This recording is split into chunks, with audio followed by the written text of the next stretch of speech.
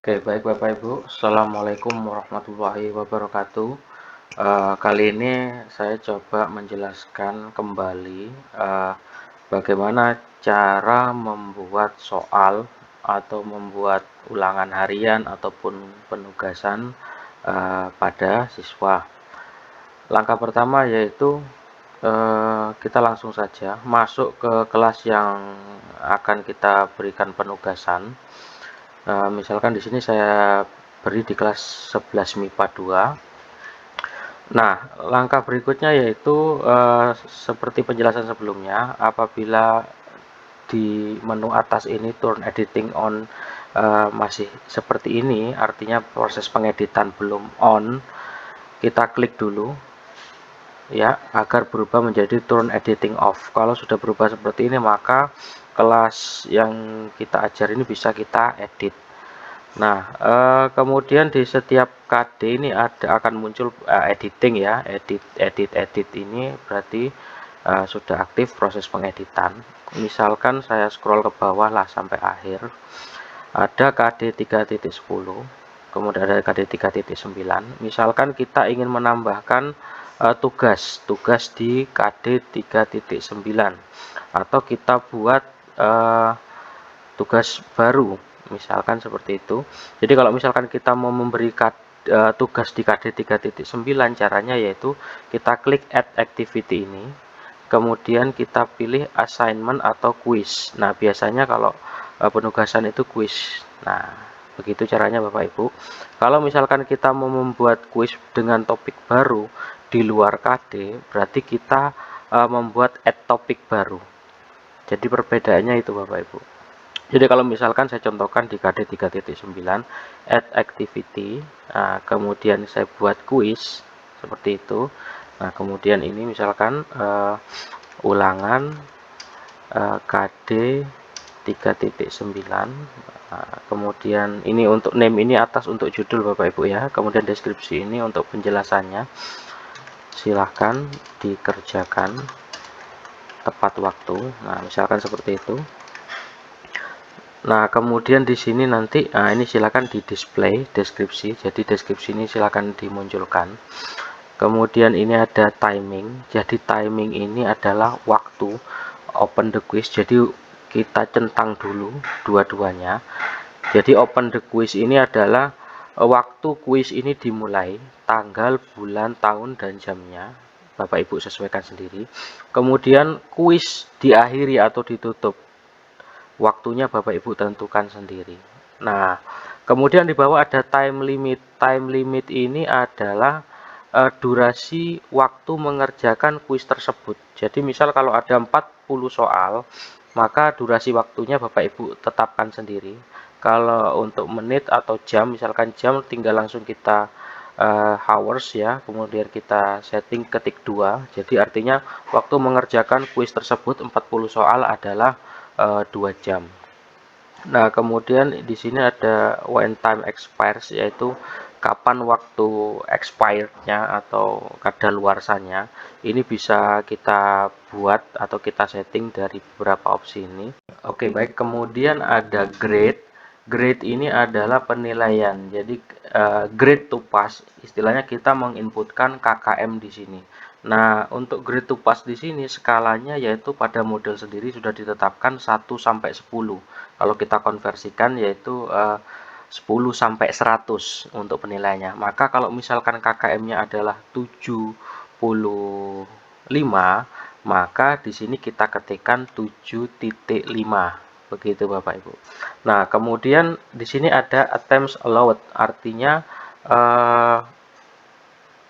siswa dapat mengerjakan sebanyak berapa kali. Nah, di sini ada menunya, kalau kita klik ada 1, 2, 3 sampai 10. Jadi maksimal anak itu dapat mengerjakan sampai 10 kali.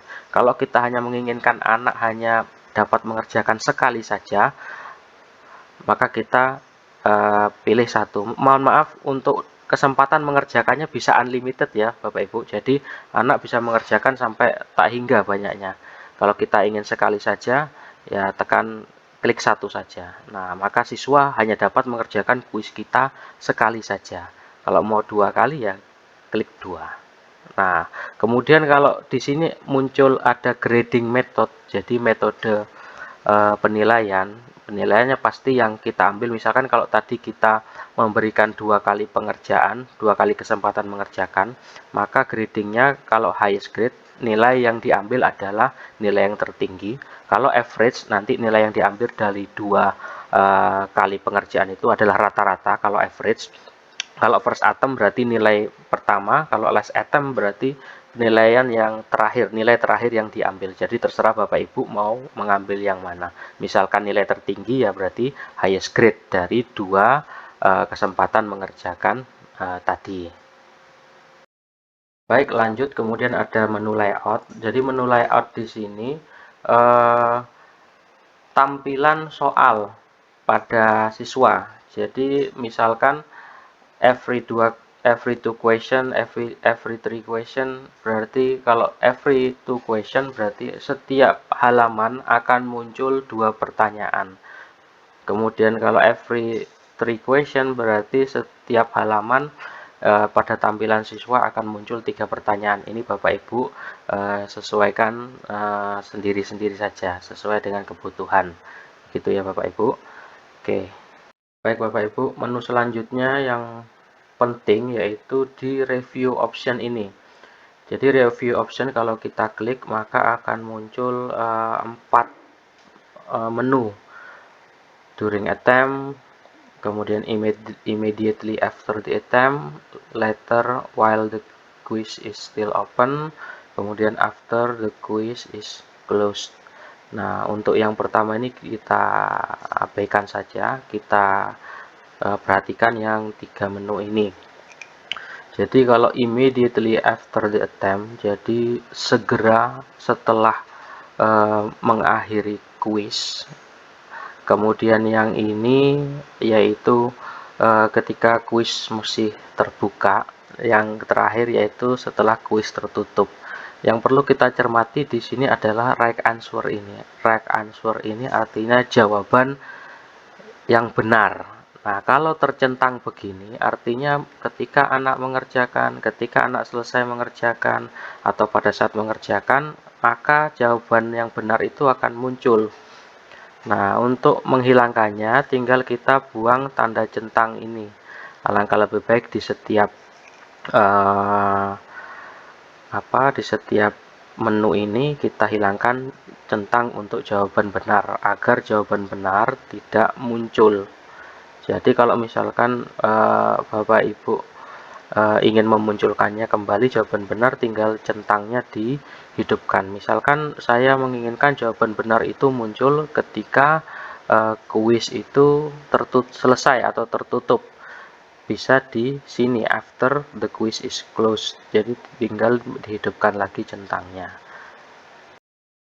Baik, menu selanjutnya Bapak Ibu, di sini ada appearance untuk tampilan show the user picture. Jadi untuk menampilkan gambar user, silakan bisa dipilih. Kemudian ada save exam browser, saya rasa tidak perlu diedit. Extra restriction tidak perlu diedit. Nah, kemudian di sini ada overall feedback. Jadi overall feedback ini Bapak Ibu bisa menambahkan komentar ketika komentar secara keseluruhan ya Bapak Ibu untuk penugasan. Kemudian di sini ada common module setting. Saya rasa dibiarkan saja, tidak usah kita edit. Kemudian restrict ini biarkan saja. Kemudian di sini activity complete. Nah, di sini complete trackingnya, jadi student can manually mark, jadi kita biarkan saja. Maksudnya siswa itu dapat mencentang secara manual tugas yang diberikan untuk persentase kelas nantinya. Task kita biarkan saja, kompetensi kita biarkan saja. Setelah itu kita klik save and return to your course. Nah, karena tadi kita membuat di KD 3.9, maka ulangan itu akan muncul di KD 3.9. Kalau misalkan kita ingin membuat kuis atau penugasan di luar KD, maka kita membuatnya di add topic sini. Jadi di add topic. ketika kita add topik, kita pilih topik yang akan kita buat berapa banyaknya, misalkan 1, kita add topik. Setelah itu di sini akan muncul topik 11. Nah, baru di sini kita beri nama kita klik tanda pensil ini. Misalkan di sini ujian semester ganjil misalkan. Nah, kita enter, maka topik untuk kuis itu nanti akan di luar KD. Ya, Bapak Ibu. Nah, langkah berikutnya yaitu kita klik add an activity or resource. Jadi nanti dia akan muncul di dalam sini, di dalam ujian semester ganjil. Kita klik, sama prosesnya kita klik quiz di sini. Kita namai ujian semester.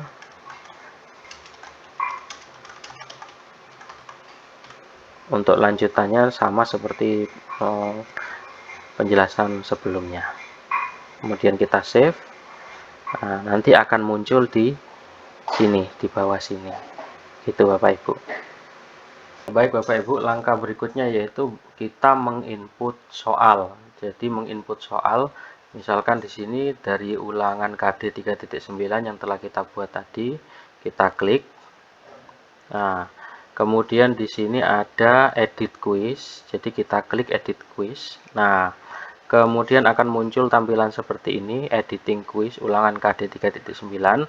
Setelah itu kita klik add di sini, di menu bawah ini kita klik add kemudian ada tanda plus ya, add a new question. Jadi kalau kita belum punya kumpulan soal, kita buat a new question, kita klik. Nah, di sini nanti akan ada banyak sekali pilihan model soal.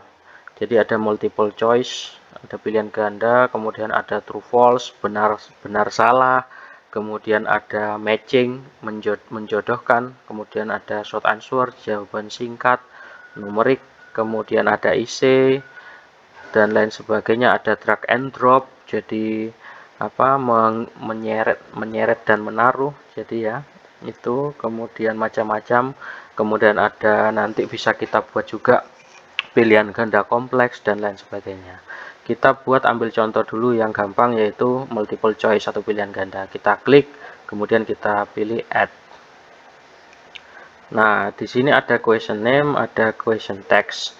Untuk question name, misalkan kita berikan opsi saja keterangan, yaitu pilihlah jawaban yang paling tepat. Nah, jadi di sini question name boleh kita isikan dengan nomor soal, juga boleh kita isikan dengan keterangan.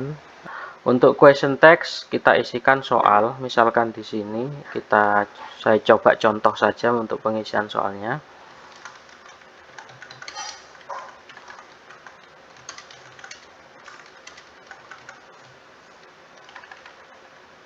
Ya, seperti ini. Nah, kemudian di sini ada default mark, biarkan saja, dan lain seterusnya. Nah, kemudian di sini ada menu one or multiple answer. Jadi kalau kita ingin membuat satu jawaban benar, kita bisa pilih one answer only. Tapi jika kita pilih jawaban kompleks atau membuat pilihan ganda kompleks, kita bisa memilih multiple answer allow. Jadi kita bisa membuat sebuah pilihan ganda kompleks. Nah, kemudian di sini misalkan kita buat satu jawaban saja. Kemudian di sini ada shuffle the choice. Jadi pilihannya itu kalau ini tercentang, maka pilihan ABCD-nya itu nanti bisa teracak. Begitu Bapak Ibu. Kemudian di sini number the choice. Jadi ABC-nya bisa diganti ABC kecil atau ABC besar, nomor dan lain sebagainya. Misalkan saya pakai ABC besar. Nah, kemudian pilihan gandanya di mana diisikannya? Nah, di sini. Jadi ini ABC-nya ada di bawah. Choice 1, pilihan 1, pilihan 2, pilihan 3, 4, 5. Jadi A, B, C, D, E-nya ini di bawah sini. Pengisiannya bagaimana? Jadi misalkan jawaban atau pilihan A, misalkan kalau tadi kita lihat dari soal Indonesia merdeka pada tahun berapa, di sini misalkan saya isikan 1935, kemudian di sini saya isikan 1925, di sini saya isikan 1945, kemudian di sini saya isikan 1845, kemudian di sini saya isikan 1825. Nah, setelah itu Bapak Ibu, di sini setelah choice one, kemudian ada grade. Nah, grade ini adalah nilai dari tiap-tiap pilihan ganda A, B, C, D-nya. Nah, tadi kan yang jawaban yang benar adalah 1945. Maka grade di sini kita pilih 100%. Grade kita pilih 100%. Kita ubah jadi 100%. Kalau misalkan pilihan gandanya kita ubah jadi multiple answer atau pilihan ganda kompleks, artinya kan ada lebih dari satu jawaban benar. Maka persentase nilai masing-masing bisa kita ubah sesuai dengan keinginan kita. Misalkan yang ini kita isi 30%, untuk menilainya yang ini kita isi 40% hingga 100%. Baik Bapak Ibu, kemudian lanjut setelah selesai, saya rasa ini tidak perlu untuk dasar ya, untuk dasar pembuatan soal, untuk nanti bisa Bapak Ibu pelajari sendiri untuk menu-menu yang lainnya. Setelah ini selesai, kita kemudian langsung klik save change. Save change, maka kita akan dibawa kembali ke tampilan editing quiz ini. Misalkan kita ingin menambahkan lagi soal, tinggal kita klik add lagi, kemudian add new question, kemudian multiple choice, add. Nah, kemudian kita isikan lagi seperti tadi ya. Kita isikan lagi. Saya contohkan saja biar cepat.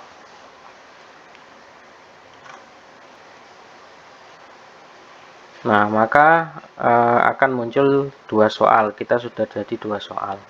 Kemudian bagaimana kita melihat tampilannya? Untuk tampilan soal yang kita buat nomor 1 misalkan, kita bisa klik kaca pembesar ini, ikon kaca pembesar ini. Kita klik untuk preview ya. Baik Bapak Ibu, setelah kita klik, maka tampilannya nanti akan seperti ini, tampilan dari preview soal yang telah kita buat tadi. Nah, ini Bapak Ibu, mungkin seperti itu saja dari saya. Apabila ada pertanyaan nanti langsung bisa di kolom komentar. Oke, terima kasih. Assalamualaikum warahmatullahi wabarakatuh.